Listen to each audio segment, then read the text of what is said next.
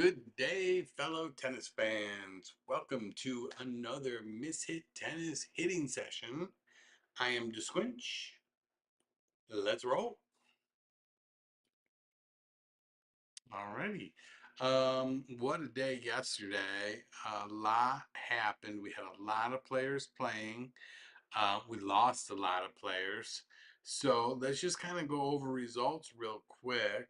I think this is actually best done from ESPN's screen because it's organized a little bit better for you to see everything in one day. So what happened yesterday? Yesterday was Monday. We had Fritz, Tiafoe, and Opelka going on the men's side. Was the second half of the round of 32.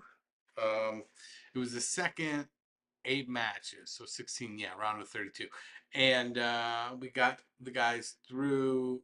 Well, we got Fritz through. We did not get Tiafoe through. That was a great match. We'll talk about that for a second later. And Opelka's serve just didn't hold up to Thomas Mahach.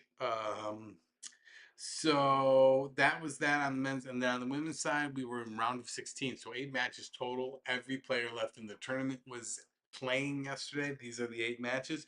We had 5 Americans in, so in 5 of the matches we had an American going, and unfortunately, we only have one American left after that.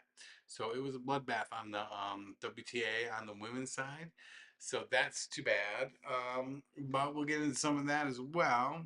And then we'll also take a look at what's coming up today because I actually have Nakashima playing over here and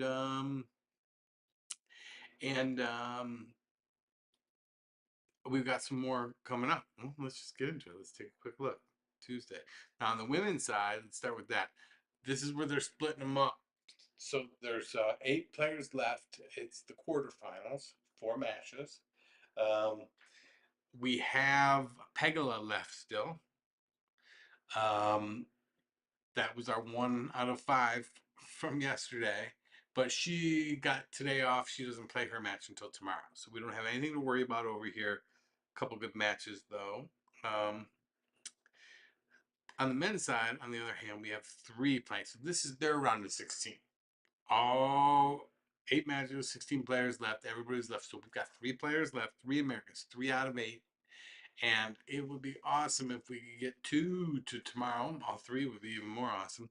We got Nakashima playing right now, and granted, he is not part of ranked in the top 25. He's ranked about 32nd in the world right now. Um, and I did make a big deal out of like finding the right threshold to and I went from 40 to 25, found the top 25, just less matches to watch, easier to keep in, but still a fair number of players because we are American. We do have a ton of good players up there. But I think if somebody gets to the quarterfinals, regardless of their ranking, if they're a longer shot to make it in, we talk about them a little bit. So we're going to talk about Nakashima or any other players that are outside of the top 25 but make an actual quarterfinal in a 1,000 event, they're clearly on their way to the top 25, I would say. So we got Nakashima and Korda. Korda's the 24 seed, ranked 25th in the world. Nakashima's the 31 seed, ranked 32nd in the world. He's playing Dimitrov right now. I was able to kind of watch the first couple of games, and they're both winning their serves pretty easily right now. So let's go, Brandon. We've also got let's go, Brandon. Oh God. We've also got Sebastian Corda. He's barely hovering into our top 25, putting together a run that should like cement him in there for another month at least. He is the son of Peter Corda and another professional women's player. So tennis royalty, basically, right? Certainly has the genetics. Both his mom and his father were, I think, top 10 players on their respective tours. So we'll look into that some other time. I could be lying if anybody finds this, and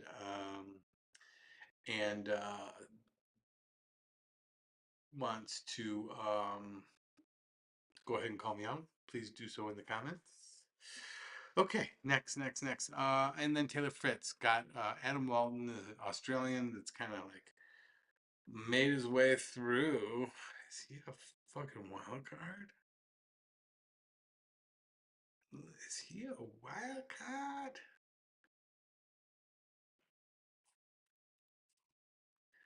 Okay, we're looking for Fritz versus Walton. Walton. Lucky loser. He's a lucky loser. So we went through this about a week ago. That means he was not a wild card. It means he's not a Q, a qualifier. It means he just missed out becoming a qualifier. So instead of taking a flight out back home or wherever he's going next, he just waits for an extra day because in case somebody withdraws, he's next up. So he is the lucky loser that made it through and is now playing, and that's great. Okay, so there's two people that withdrew because there's another lucky loser there. Three lucky losers made it through. Three withdrawals? Oh my god, that's just the top half. Four. Four withdrawals. That seems like a lot. Oh my gosh. So, anyways, that's how he got there, and that's what we're looking at in today's docket. What's also fun is this one's already started. This one starts at 10, and this one starts at 12. So it's going to be an early playbill. I will definitely be watching all three matches, or at least, yeah, keeping my eye on them. And then what else? I think we can probably also talk about what happened yesterday. Yes. So should we go WTA or should we go ATP side? Yeah, let's stick with the ATP. So what happened yesterday? 1,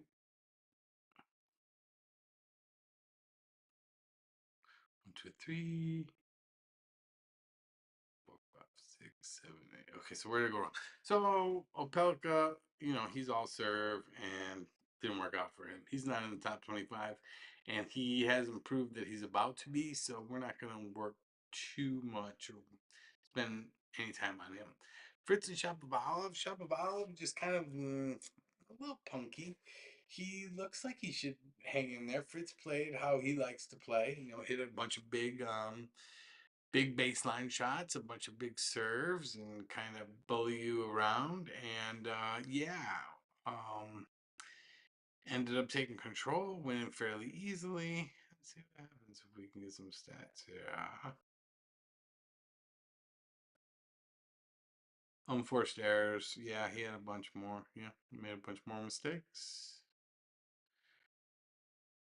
They both have big serves. Shapovalov just similar games is just not good enough. Sorry, Shops.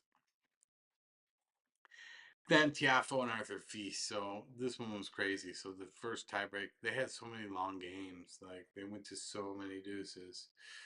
But Feast is just on the way up, and unfortunately, it feels like Tiafoe's on the way down. He lost that first tiebreak, 13-11. Then he gets the break. I think like didn't get the break till the end, close to the end, but he pulls out the second, that next one. But what's the question here? Just not enough left in the tank. He's played too many hard matches. Like you got to be an 8 or 9 seed, not a 16 seed. You're playing Arthur Feast in the round of 16, and he is one of like four up and coming, young players that the whole world's watching. So a little disappointing, and that's what happened on the men's side yesterday. Let's go ahead and take a look at these stats for a second, see if we see anything. Winners, unforced errors. So Arthur Feast hit more winners. Yeah, more aces.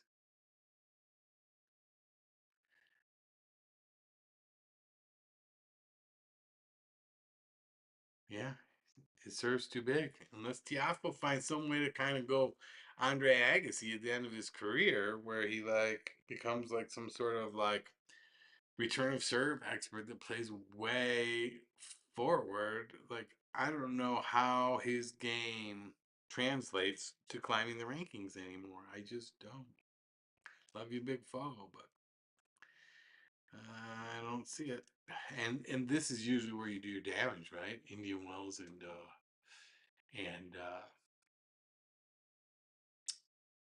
Miami, like home soil, man.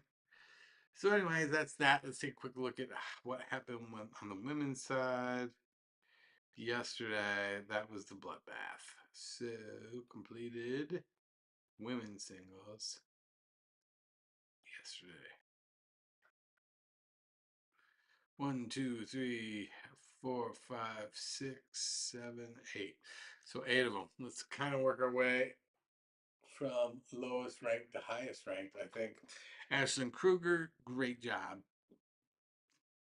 Goes to a tiebreak in the second set, playing, I always butcher this name, Zheng.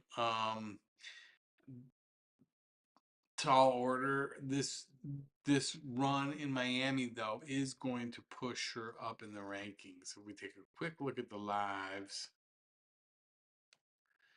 um, she's now separated herself from. We had this whole pack in the 40s: Kessler, Stearns, Kennan, um, Kruger was there, Parks was right there. I guess everybody else is kind of falling off, but there was 4 or 5 of them right there, all American. Now we can, I would say now we can think of, these three together, but Kruger separated herself. New career high. She's up to 34. Good run. Let's see. Let's see what happens here. Now, most of the Americans will stick around in America rather than pushing over to Europe so quickly for their clay court season. We got a couple clay court tournaments here and there. I think Dallas is where we have our U.S. Clay Court Championship in a couple weeks. Um, there's a couple little options for players to kind of work through the first half of the clay court season on home soil before you switch over and go to, Madrid and Rome, and ultimately the French Open, right? So a lot of these players that are coming off Miami are going to look to try to stick around here. Although the men will have to go over to Monte Carlo. What a stupid place to put that tournament. Okay, so then that was that on the Ashlyn Kruger. So good on her. She separated herself. Now here's another one we should talk about. Danielle Collins. See, she's the 14 seed here. Sabalenka took care of her. I mean, she was still hitting good shots. She can still hit winners. She still hits winners. Let's see. Doesn't have the serve.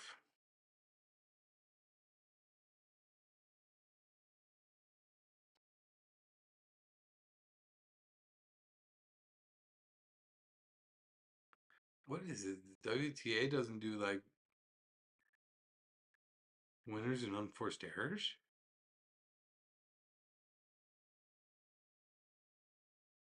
Oh my gosh. What terrible stats. So this is fucking useless. Well, whatever. Sabalenka just kind of rolled through. She just leaned on her. Was what it was. But you see, she's in 14. This is a tournament I think she won last year. So let's take a look at what happened to her, because she is she was ranked around here 14. She was just hanging on. I should pull up this actually. Let's see what Collins has done.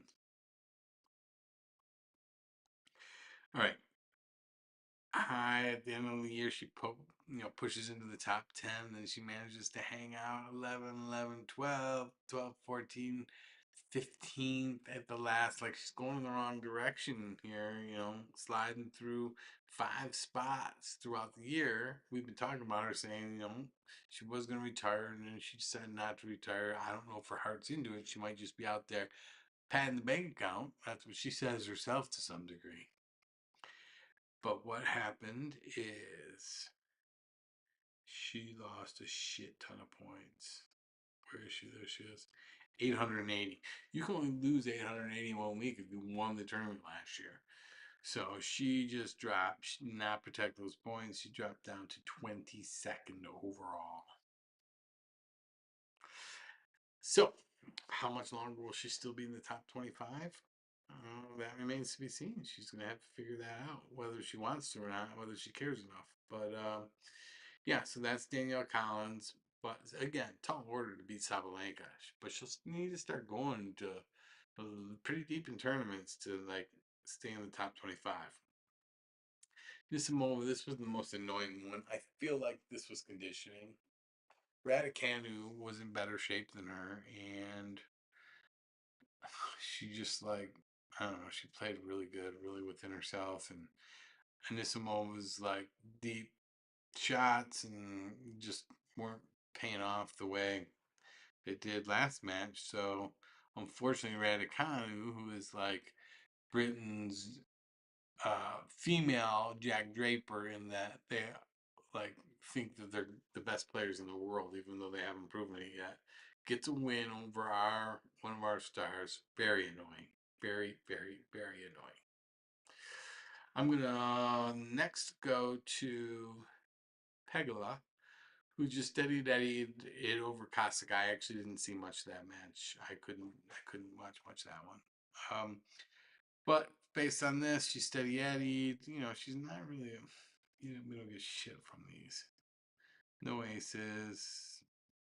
Nobody really double faulted too much. Blah blah blah. There's your shitty stats. Thanks, WTA. Okay, so there's not much there. But she's in action again tomorrow. She's the only one left, right? Let's go pegs. And then Coco Goff went into one of her double fault situations again. So I did a little bit of looking around or getting kind of my facts in a row. I don't want to talk too much about what happened, but like last year, apparently she was working with Brad Gilbert, famous American player, now coach, and didn't. She got rid of him and brought somebody else in, and they decided to go with the grip change and change her swing a little bit, and then she crushes and the end of the season plays really well, and then she comes out this season. I think she had a decent Australian Open, but something was a little bit off, and now she's just playing like shit. She's double faulting all over the place. 12 double faults, and she only played 20 games. So that means she only served 10 games. That means she's giving away more than a point a game that she serves.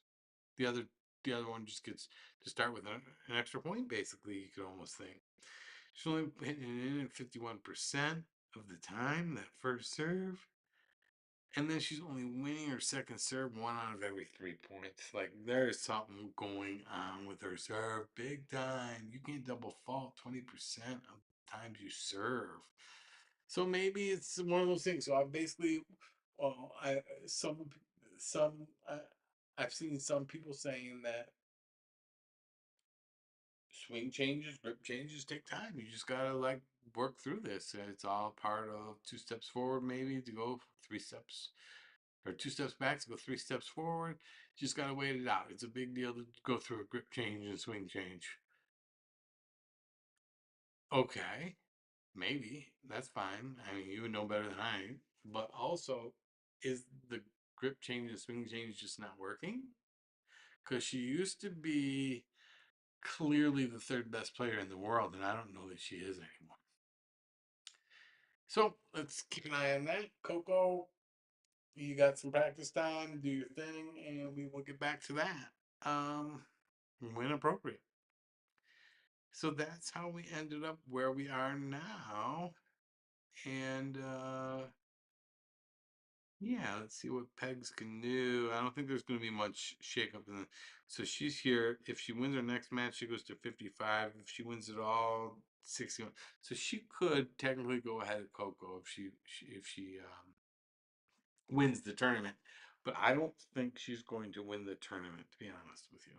So we'll have to figure that out. Okay, enough there. Enough there.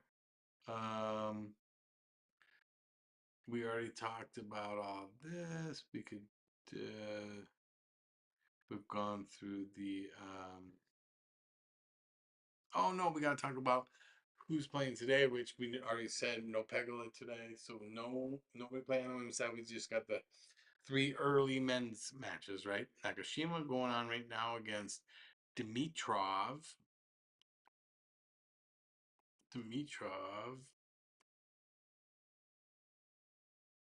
Grigor Dimitrov. And then that match is now at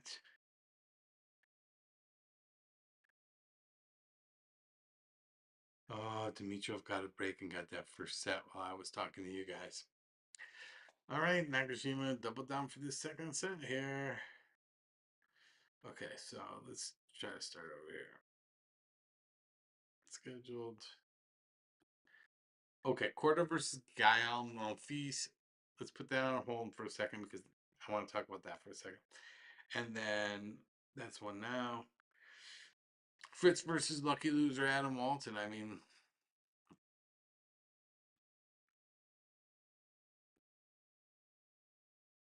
head to head, they've never played, whatever. Official ranking fourth. Walton is 89th. This is race ranking, means this year, like only this year's tourneys. Fritz not doing so well this year. He's doing a little better. Live ranking, blah, blah, blah, blah, blah, blah. I don't want to. 27, 25, so he's not young. He's Adam Moulton. It's not like some young kid coming through. We just don't have much stats on him. Okay. I mean, it got to be a huge betting favorite. Let's see how big of a favorite he is.